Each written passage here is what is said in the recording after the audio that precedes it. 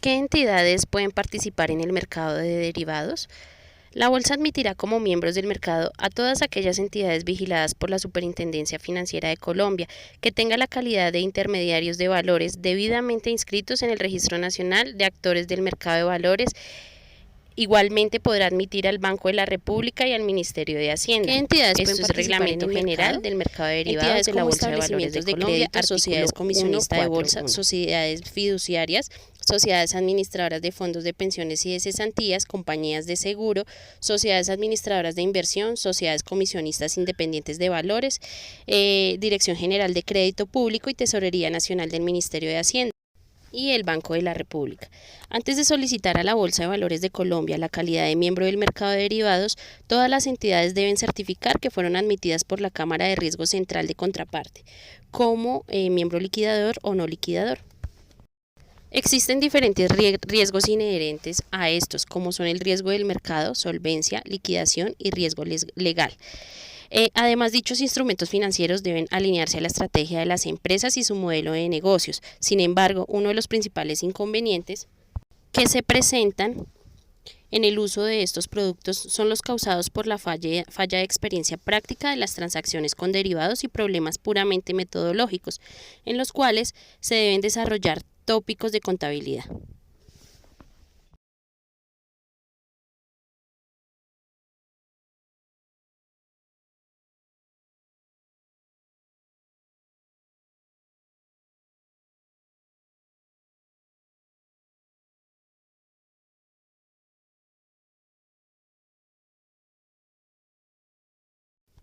Los primeros factores se pueden catalogar como riesgos de mercado, dado que son variables que se cotizan constantemente en los mercados financieros. Voy a nombrar algunos ejemplos en los cuales se pueden materializar pérdidas al valorar a condiciones de mercado los derivados que se encuentran en el portafolio. Al comprar un swap TF por IBR se compromete a pagar la tasa fija que cotiza el mercado en ese momento. Este nivel de tasa se mantendrá hasta el vencimiento del derivado, por lo que se convierte en la obligación del derivado. En contraprestación se recibirá el valor de la IBR. Ahora, imaginemos que en los días posteriores al cierre de la operación las tasas de interés bajaron y se podrían conseguir condiciones más favorables para comprar el swap. Lo anterior implica que al valorar a precios de mercado se incurre en una pérdida porque el swap perdió el valor. Si se vende, se recibirá una tasa fija menor a la que se paga por comprarlo a una tasa más alta. Este ejemplo muestra cómo se puede materializar el riesgo de tasa de interés de un swap. Lo anterior también ocurre en cualquier derivado que dependa de alguna medida de las tasas de interés, lo que implica que todos los derivados cuentan con este factor de riesgo, dado que su valoración reconoce el valor del dinero en el tiempo. Está determinado el nivel de las tasas de interés. Otro ejemplo, cuando se vende un futuro de TRM en el contrato de 3 meses se entra en una posición corta en el subyacente, lo que implica que cualquier movimiento alcista en el mercado spot de dólares sobre pesos colombianos significará una pérdida en la valoración del derivado, que de mantenerse así hasta el final del contrato se materializará la pérdida al compensar y liquidar el mismo. El caso del factor de riesgo asociado al crédito se podría ilustrar de la siguiente forma. Otro de los riesgos inherentes en los contratos OTC que no son estandarizados es la posibilidad de impago al vencimiento. Contemplemos que para el ejemplo anterior no se cerró un futuro sino un forward con un banco y que al cabo de los 3 meses la tasa de cambio finalmente bajó a niveles que generan una utilidad para el vendedor. Sin embargo, el banco se niega a pagar la liquidación, considerado como un default, y pierde lo que había ganado dado que no podrá vender los dólares a la tasa forward, sino a la tasa de mercado. El anterior ejemplo es una forma en la que se puede materializar el riesgo de crédito y este es directamente proporcionado al plazo del derivado, dado que existe mayor incertidumbre si el banco o quien sea la contraparte estará en la capacidad de pagar sus obligaciones en el momento del vencimiento de este contrato. Existen diferentes métodos para cuantificar los riesgos en los cuales se está incurriendo al cerrar contratos derivados. La metodología que se utiliza es dividir el cálculo en 2 fases. Primero, estimación de la posible variación que se puede observar en el factor de riesgo y segundo, el cálculo de sensibilidad del producto derivado al factor de riesgo analizado. Al contar con los dos insumos anteriormente nombrados, ya es posible cuantificar cuál puede ser la pérdida si se llega a materializar un escenario desfavorable. Ahora vamos a hablar sobre el valor en riesgo. El valor en riesgo es la estimación de la posible pérdida en la que se puede incurrir ante movimientos de los precios de mercado durante un periodo de tiempo, dando un nivel de confianza. La estimación del valor del percentil de la distribución de probabilidad del P y G del contrato, dando un nivel de confianza que se llamará VAR, que es el valor en el riesgo. Se puede realizar usando una de las tres siguientes metodologías. La selección dependerá de los supuestos realizados. Las metodologías son estimación paramétrica. Se asume una distribución de probabilidad conocida, usualmente se utiliza la distribución de probabilidad normal. La otra es la simulación histórica, se construye la distribución de probabilidad con las observaciones pasadas de los precios del mercado. Y la última es la simulación de Monte Carlo, se asume un modelo de generación de escenarios para encontrar la distribución de probabilidad deseada. Para ilustrar el cálculo del VAR, podemos utilizar el método paramétrico de la siguiente forma. Primero, la distribución de probabilidad que siguen los retornos del activo subyacente es normal, que la medida de los retornos diarios sea 0, que la desviación estándar es de 10% por año. Cabe anotar que se ha encontrado evidencia que el VAR no es una medida apropiada para medir el riesgo en el cual se incurre. Las razones pueden ir desde que no cumple todas las propiedades estadísticas necesarias para ser considerada una medida de riesgo coherente, como también que no aporta toda la información relevante para gestionar los riesgos y en realidad llega a ocurrir. Según la circular básica contable y financiera de la Superintendencia Financiera de Colombia, se pueden agrupar estos factores de riesgos en las siguientes categorías. Entonces, el VAR condicional es una medida de riesgo que calcula cuál es la pérdida esperada del derivado valores de subyacente al VAR. La ventaja de conocer su valor es que cuando solo se usa el VAR, los límites de riesgo tienden a ser subestimados. Si la aversión al riesgo de un agente es de 10 millones, ahora hablaremos sobre la estimación de las sensibilidades de los derivados. El procedimiento genérico para describir las sensibilidades es calcular la variación en el valor P y G del derivado ante cambios en la cotización de mercado del factor de riesgo analizado. Esto se puede interpretar como la definición de lo que se conoce en las matemáticas de derivada o razón de cambio, que será de suma importancia para el caso de las opciones. El delta se conoce como la sensibilidad de los derivados ante cambios en el precio del activo subyacente. Su cálculo se puede hacer de dos formas, calculando la derivada en la fórmula de la valoración del derivado o estimando cuándo cambia el P y G si se modifica una unidad en el precio del activo. Ahora vamos a hablar sobre el riesgo de crédito. El riesgo de crédito está definido como la posible pérdida ante la posibilidad del incumplimiento de las obligaciones de las contrapartes, en este caso, generadas por incumplimientos en los contratos derivados. Este tipo de riesgo es de suma relevancia y se tiene en cuenta que la valoración de los derivados no contempla la posibilidad de incumplimientos, dado que se utiliza el concepto de no arbitraje o de libre riesgo, que no incluye ningún escenario de default. Se puede evidenciar que el valor del mercado de los derivados puede variar de manera sustancial a lo largo de la vida del contrato, por lo que es importante calcular la exposición potencial futura que se pueda llegar a tener con la contraparte del derivado en un instante dado, para cuantificar la posible pérdida de presentarse un incumplimiento. Por otro lado, la valoración de los derivados se realiza bajo el concepto de libre arbitraje, conocido como valoración libre de riesgo, y se asume que al final del contrato se va a cumplir todas las obligaciones, lo cual no es necesariamente verdad.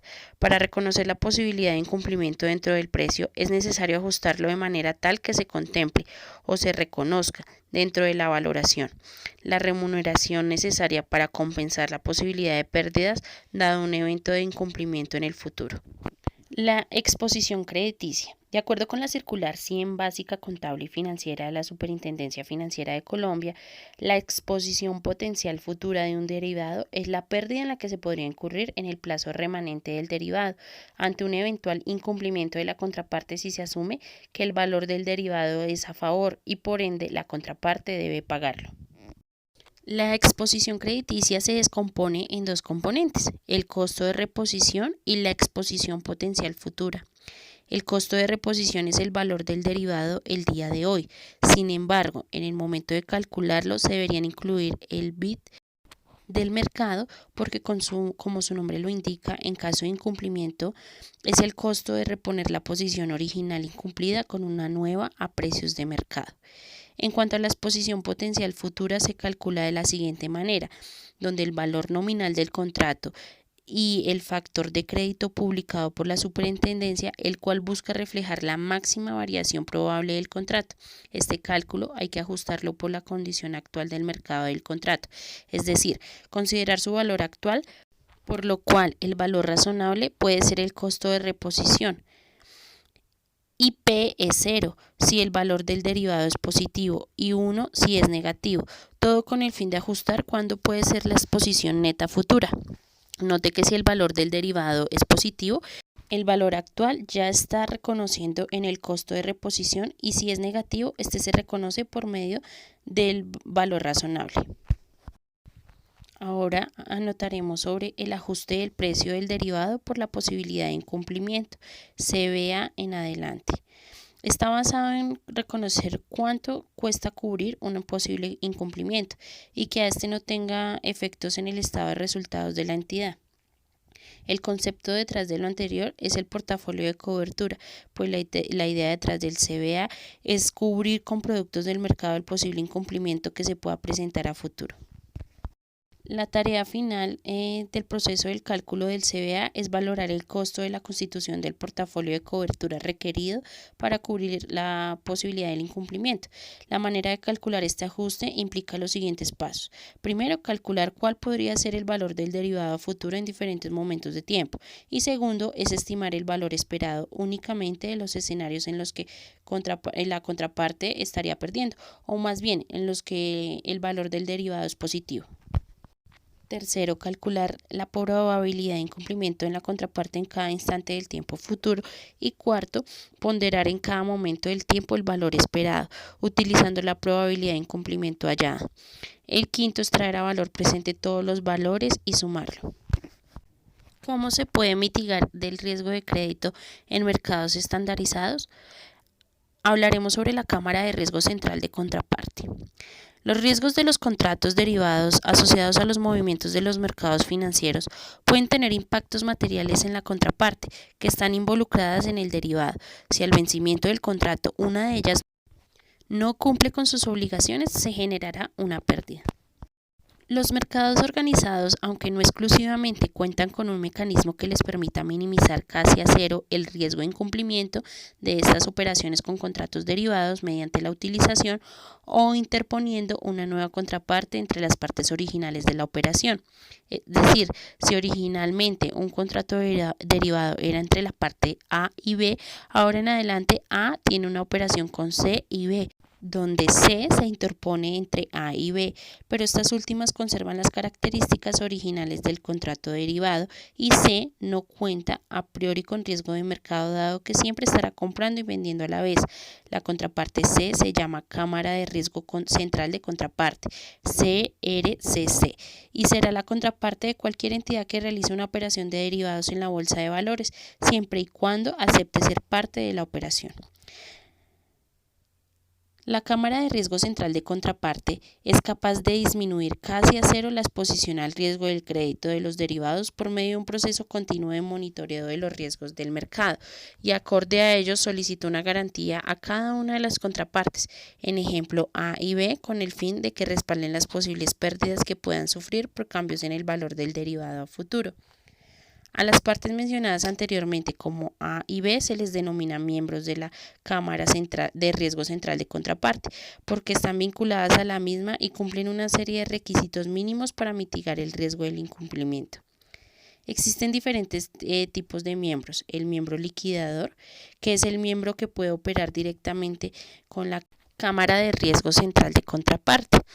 Y esta acreditará o debitará el resultado de la valoración, usualmente de manera diaria, que se conoce como compensación y liquidación de las operaciones adicionalmente. El miembro liquidador garantizará ante la CRCC todas las operaciones que estén a su cargo. Los miembros liquidadores generales podrán participar por cuenta propia, por cuenta de miembros no liquidadores o por cuenta de terceros. Los miembros liquidadores individuales podrán participar por cuenta propia o por terceros únicamente. Los miembros no liquidadores son miembros que tienen acceso a la CRCC, pero las operaciones que realicen se liquidarán por medio de un miembro liquidador. Este tipo de miembros podrán acudir a un miembro liquidador general por cuenta propia o por cuenta de terceros. Una vez que la Cámara acepte ser la contraparte de la operación, empieza a surtir un proceso continuo. El primer paso es ubicar la operación en una de las cuentas de la CRCC. Tienen con los diferentes agentes de mercado conociendo el responsable del contrato, que pueden ser cuenta diaria, es la cuenta en la que un miembro registra provisionalmente la operación ante la Cámara, es decir, antes de asignarla a la cuenta final o cliente final, y estará inicialmente en cabeza del mismo miembro. La cuenta definitiva es la cuenta del titular final en la que el miembro registra definitivamente la operación para que ésta pueda ser liquidada diariamente o valorada. La cuenta residual es la cuenta en la que quedan registradas todas las operaciones en la cuenta diaria que no fueron asignadas por el miembro de una cuenta definitiva. Esta cuenta tiene la particularidad de que el titular es el mismo miembro, pero las operaciones pueden ser registradas en la cuenta definitiva al inicio de la sesión del día siguiente.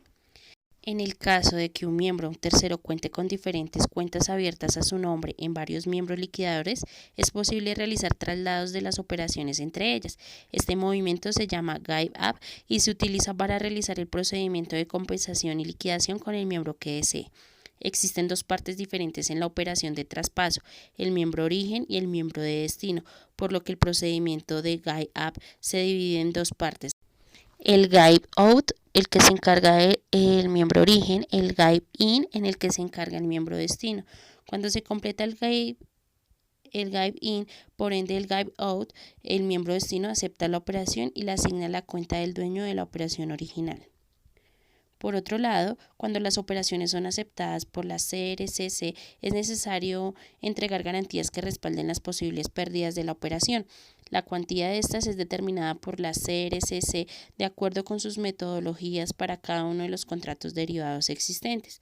Las garantías son usadas por la CRCC para cubrir únicamente los riesgos de la Cámara al ser contraparte de las operaciones en mención. Las garantías se deben constituir antes del cierre de la sesión de gestión de garantías que realizó la CRCC y deben ser por lo menos el monto que exige la Cámara de manera diaria para la posición que tiene abierta el miembro. Estas garantías son la principal herramienta con la que cuenta la Cámara para mitigar el riesgo de crédito de las operaciones de derivados del mercado, porque con ellas se busca cubrir el posible costo de cierre de todas las posiciones abiertas en caso de ser necesario ante un evento de incumplimiento. La Cámara acepta como garantía los siguientes activos: efectivo en pesos colombianos, TES, clase B, denominados en pesos o VR, acciones que sean activo subyacente de las operaciones de derivados cerradas.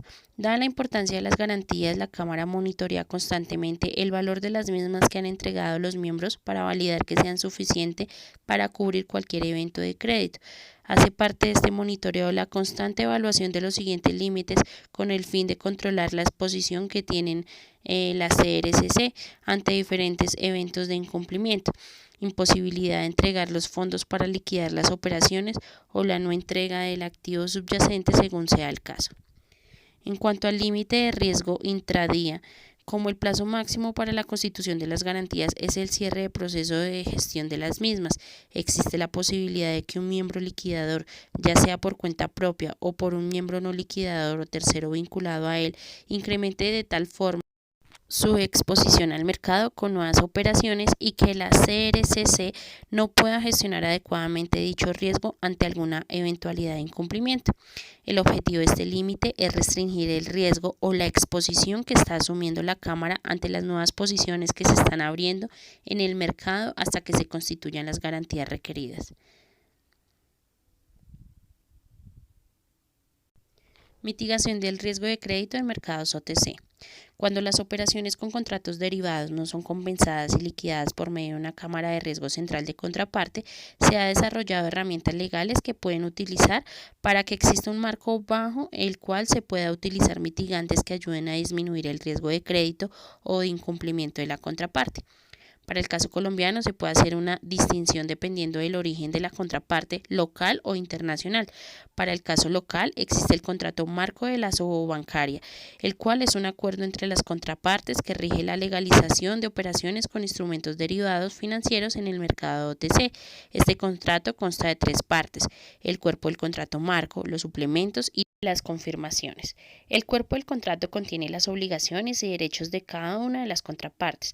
Los suplementos se utilizan para modificar las cláusulas del contrato marco o complementario, y las confirmaciones contienen las condiciones específicas de cada uno de los contratos derivados negociados. Espero les haya gustado esta breve introducción sobre derivados. Gracias.